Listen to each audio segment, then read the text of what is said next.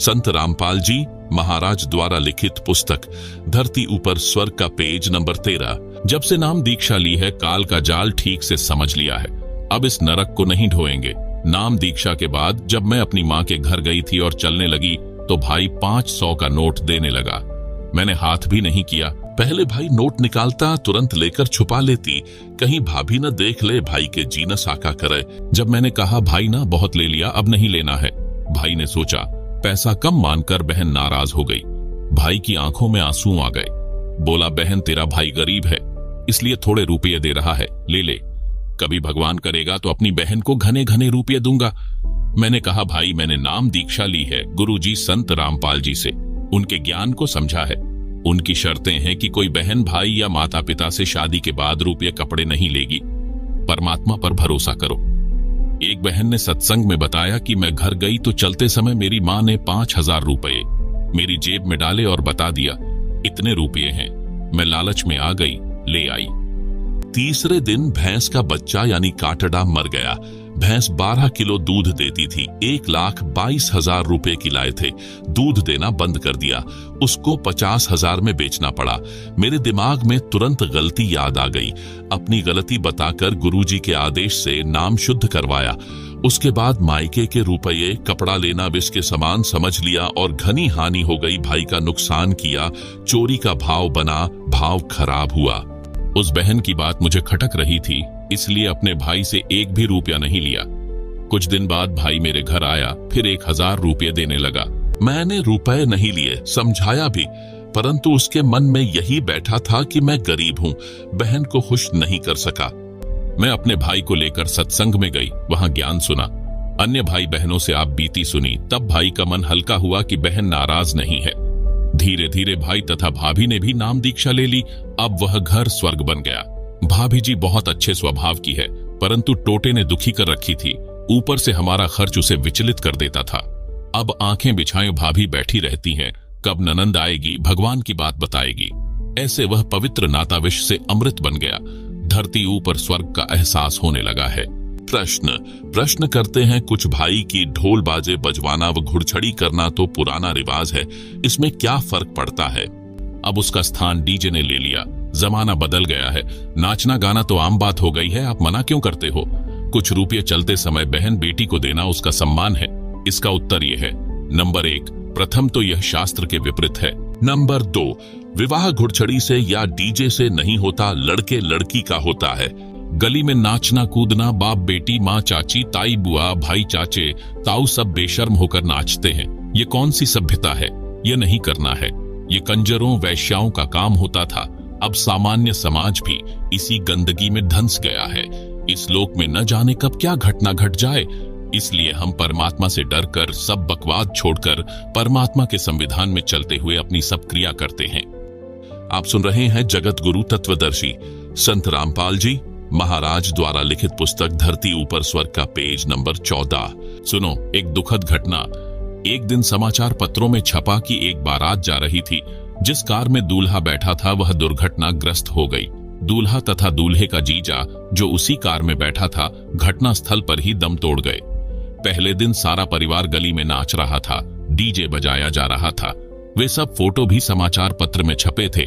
दुर्घटना के बाद उसी घर में रोने धोने की हाहाकार मची थी। माता व बहन सिर के बाल फाड़ फाड़ कर रो रही थी। पिता भाई चाची ताई सब रो रहे थे, टक्कर मार रहे थे।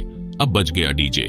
यदि परमात्मा से डरकर इंसान चले, राम को राम समझे तो बचाव होता है।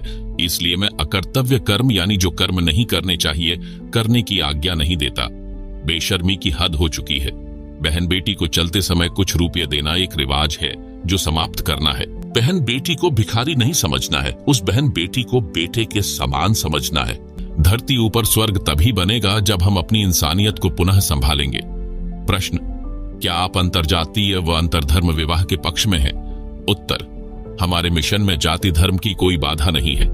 हम अंतरजातीय तथा अंतरधर्म के विवाह के पक्ष में हैं। हम निम्न नियमों का भी पालन करते हैं। अपने गोत्र में, अपने गांव में व आसपास गांवों यानी गवांडों में, माता के गोत्र में विवाह के पक्ष में नहीं है। सख्त निषेध है।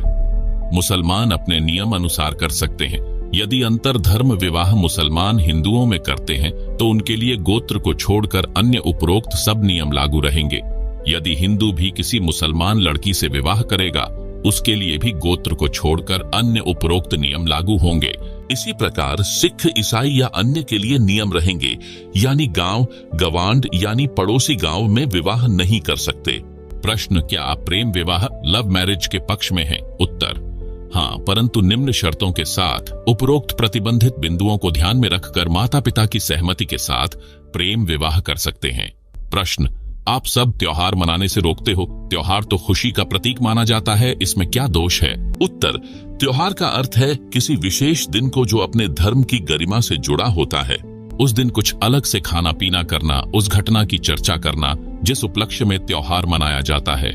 सब त्योहार किसी धार्मिक कथा से संबंध रखते हैं। उदाहरण के लिए नंबर 1, दीपावली यानी दिवाली का त्योहार। इस दिन की गरिमा है कि इस दिन भगवान श्री रामचंद्र जी अपनी पत्नी सीता के साथ 14 वर्ष का वनवास काटकर रावण को मारकर सीता को उसकी कैद से छुटवाकर अयोध्या लौटे थे। उस खुशी में दिवाली का त्योहार मनाया जाता है।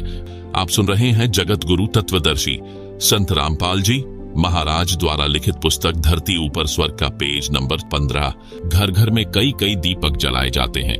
प्रारंभ में गाय भैंस के घी के दीपक जलाए जाते थे, फिर सरसों के तेल के दीपक लगाए जाने लगे, फिर मोमबत्ती ने स्थान ले लिया।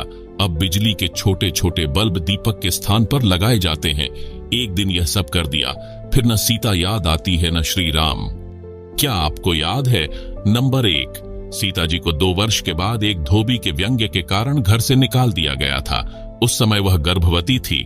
ऋषि वाल्मीकि के आश्रम में आजीवन कष्ट सहा। 2 पुत्र साथ थे, एक का नाम लव, दूसरे का नाम जो ऋषि के आशीर्वाद से कुशा से बना था, कुश था।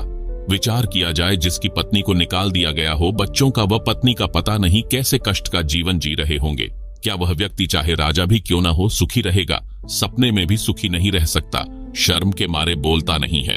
राजा रामचंद्र जी ने अश्वमेध यज्ञ करना था, परंपरा वश घोड़ा छोड़ा गया। उस पर लिखा था कि जिसको अयोध्या के राजा रामचंद्र की पराधीनता स्वीकार नहीं है, वह घोड़ा पकड़ ले और युद्ध के लिए तैयार रहे। उस समय लव तथा कुश जवान थे। दोनों ने ऋषि वाल्मीकि से धनुर्विद्या सीखी थी। जब उन्होंने घोड़े के गले में लटक रही चिट्ठी यानी पैम्फलेट पढ़ी तो घोड़ा पकड़ लिया और धनुष श्री रामचंद्र की ओर तान दिया। युद्ध शुरू हुआ। श्री रामचंद्र जी उन बालकों को पराजित नहीं कर सके। उल्टा बालक श्री रामचंद्र की जान लेने वाले थे। सीता जी की दृष्टि पड़ी, दौड़कर बच्चों के पास गई, बताया यह तुम्हारा पिता है। रामचंद्र जी ने भी सीता को पहचान लिया। उसको गले लगाने के लिए निकट गए तो सीता ने पीठ फेर ली और धरती में समा गई। श्री रामचंद्र जी सीता जी के वियोग में दुखी तो पहले ही था, परंतु आशा थी कि कभी मिल जाएगी। जब आशा टूट गई तो श्री रामचंद्र जी का धैर्य जवाब दे गया। वहां से लौटा और अयोध्या के साथ बह रही सरयू दरिया में जल समाधि ले ली, यानी डूबकर मर गया। प्रश्न, आप आलोचना कर रहे हो, आपके पास क्या प्रमाण है कि श्री रामचंद्र जी सीता के वियोग में दुखी रहते थे? उत्तर, रामायण ग्रंथ में प्रमाण है। प्रतिवर्ष रामलीला करते समय दिखाया जाता है कि जब सीता जी को रावण राक्षस अपहरण करके ले गया तो श्री रामचंद्र जी डकरा डकरा कर रोते थे, हाय सीता हाय सीता। पेड़ों से लिपटकर, पशुओं से लिपटकर पूछते थे कि तुमने मेरी जान को देखा क्या, मेरी सीता को देखा क्या? आप बताओ, क्या रामचंद्र जी सीता को मजबूरी में निकालकर मन मन में नहीं रोए होंगे? क्या रामचंद्र जी दयाहीन थे? क्या फिर पत्थर दिल हो गए थे? क्या उनके मन में कल्पना नहीं होती होगी कि अकेली गर्भवती औरत कैसे जी रही होगी? यदि इतनी भी दया न हो तो वह इंसान भी अच्छा नहीं होता। इसलिए इससे सिद्ध है कि श्री रामचंद्र जी महाकष्टमय जीवन जीते थे। अयोध्यावासी दीप जलाकर, मिठाई आदि खाकर उस दिन श्री रामचंद्र जी की छाती फूका करते। विचार करो, जिस रामचंद्र जी व सीता जी के आने की खुशी में दीपावली का त्योहार मनाना शुरू किया, जब सीता अयोध्या से चली गई, श्री रामचंद्र जी ने आत्महत्या सीता के वियोग में की, यानी जल समाधि ले ली थी। आप सुन रहे हैं जगत गुरु तत्वदर्शी संत रामपाल जी महाराज द्वारा लिखित पुस्तक धरती ऊपर